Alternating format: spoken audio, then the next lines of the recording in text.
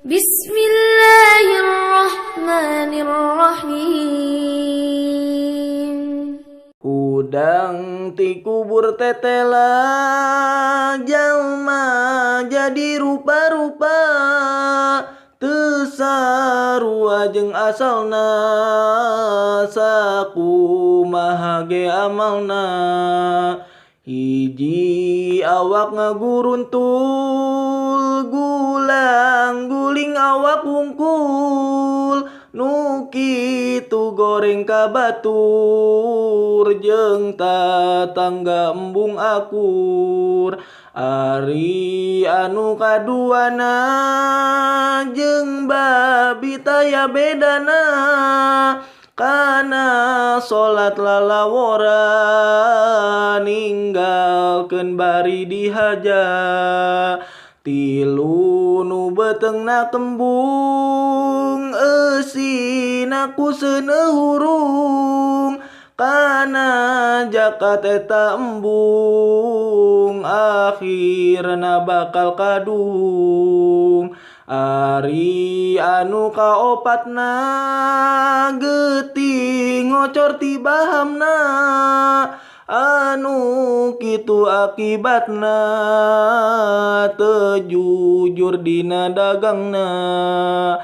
Ari anu kalimana awak kacida bauna, nu maksiat di dunyana cilaka di akhiratna.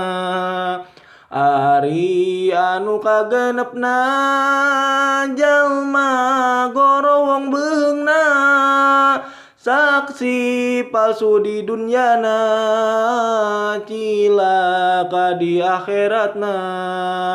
7 jalma teu letahan, nyeurina teu katulungan, kana bener teu nyaksian, teu sieun ku pangeran. Dalapan nuju jungkiran, parjina bijilna nahan, kana jina dilakonan, teu sieun ku pangeran.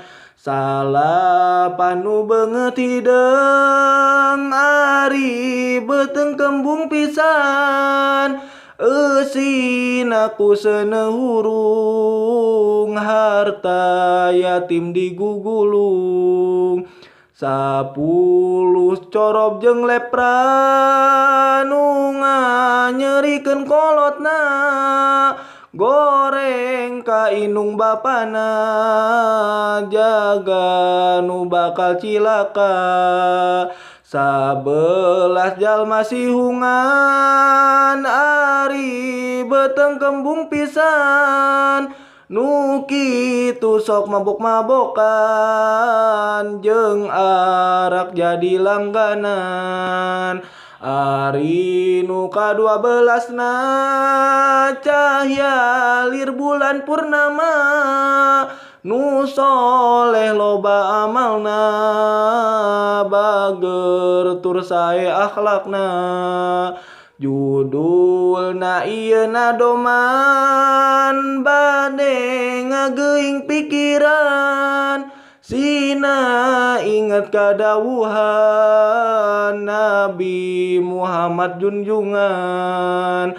Kumaca ieu pepeling, muga sing jadi panggeuing, duh Gusti anu ngajaring, siang wengina diaping.